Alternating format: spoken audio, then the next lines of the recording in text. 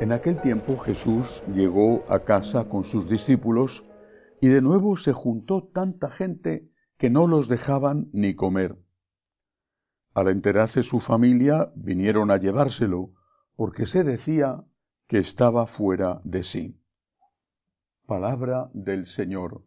Gloria a ti, Señor Jesús. Este corto fragmento del Evangelio de San Marcos nos muestra las dificultades que tenía Jesús dentro de su propia familia. Algunos probablemente estaban en contra de que él hiciera lo que estaba haciendo. Sabemos que había 2 de sus apóstoles que eran primos hermanos suyos, pero había muchos otros que estaban preocupados.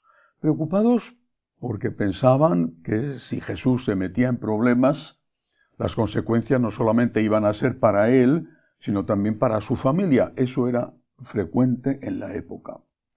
O preocupados por el propio Cristo. ¿Qué le podría pasar? ¿A dónde iba a terminar? De hecho, fue lo que sucedió. Murió crucificado. El caso es que, dice el Evangelio, que vinieron a llevárselo porque decían que no estaba en sus cabales, que estaba loco. Y esto a mí me recuerda mucho lo que sucede en no pocas familias católicas y católicas practicantes. Si la esposa o el marido,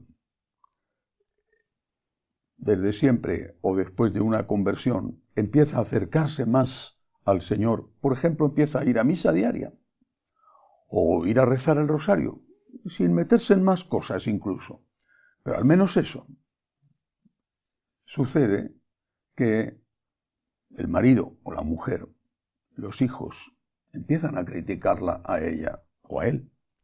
Empiezan a decir, te estás convirtiendo en una beata, estás desatendiendo a tu familia. Lo de desatender a la familia es mentira, porque, por lo menos en la inmensa mayoría de los casos, porque precisamente porque va a misa más, tiene también más paciencia para evitar enfrentamientos con el marido y para tolerar los desplantes de los hijos. Pero da igual.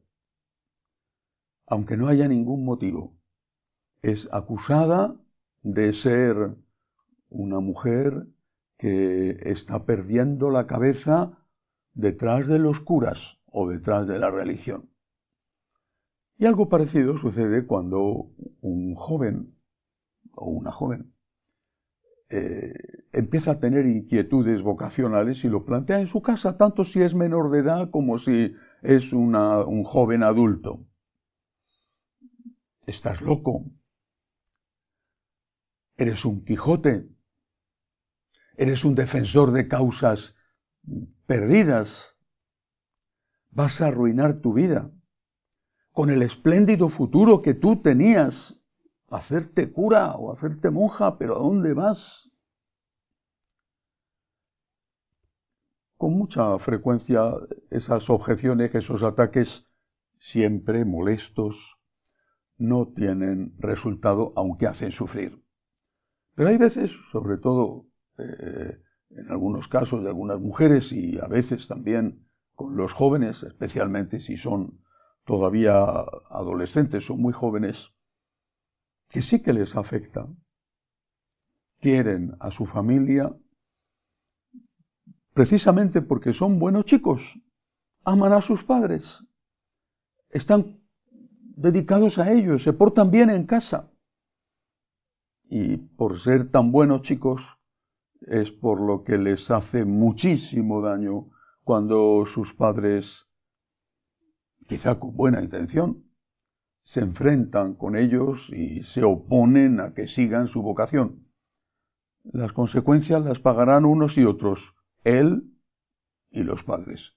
Pero en cualquier caso, repito, esta escena que le ocurre a Jesús me resulta muy familiar y no es aquella familia de Jesús la única que se opuso a la llamada de Dios. ¿Cuál es la consecuencia? ¿Perdió Jesús la cabeza? ¿Estaba loco? No, ni perdió la cabeza ni estaba loco. Pero ¿cuál fue la consecuencia de aquello que Jesús hizo?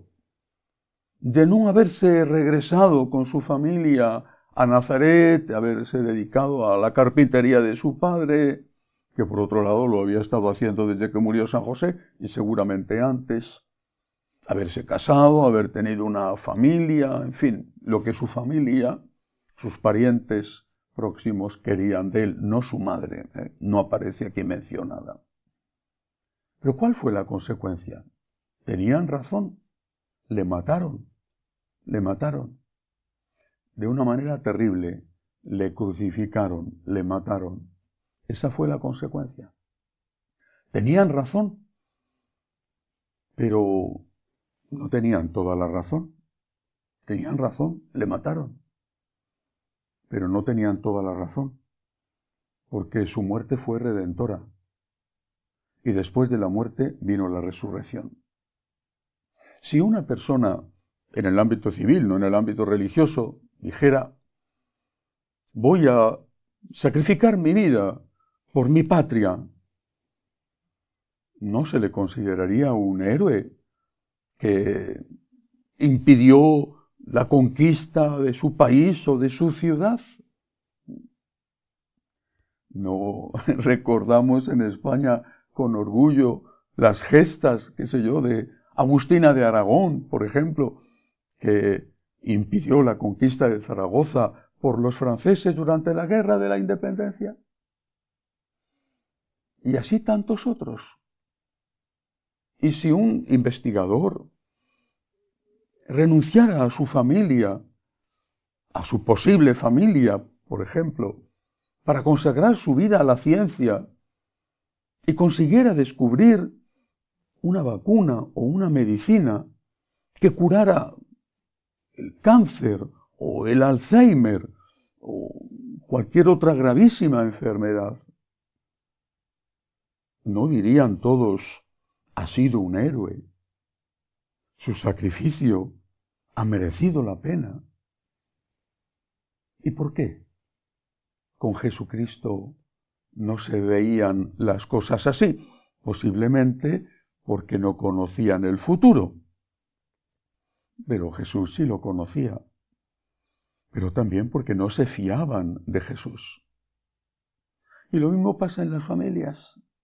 ¿No es acaso esa mamá que va a misa, que reza el rosario, la que sostiene la familia, porque luego no descuida las obligaciones caseras?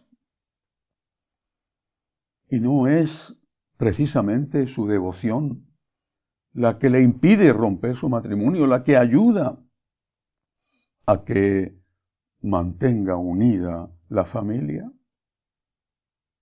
Y no es ese joven al que se ataca, se critica, incluso los suyos se burlan de él, le zahieren y quieren impedir a toda costa que vaya al seminario.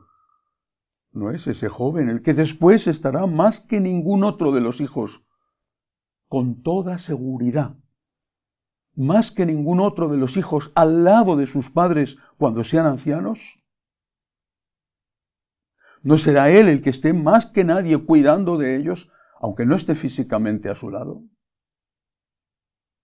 ¿Y no será él el que ayude a tantos, el que recoja tantas lágrimas, el que dé pan a tantos hambrientos, el que ayude a tantísimos a prepararse para la vida eterna? Jesucristo hizo lo que tenía que hacer, pero estoy seguro de que fue doloroso para él hacerlo. Invito a los católicos practicantes a que no hagan la labor del demonio poniendo dificultades a los hijos que quieren consagrarse a Dios o simplemente a los miembros de su familia que quieren estar más cerca de Dios. Que así sea.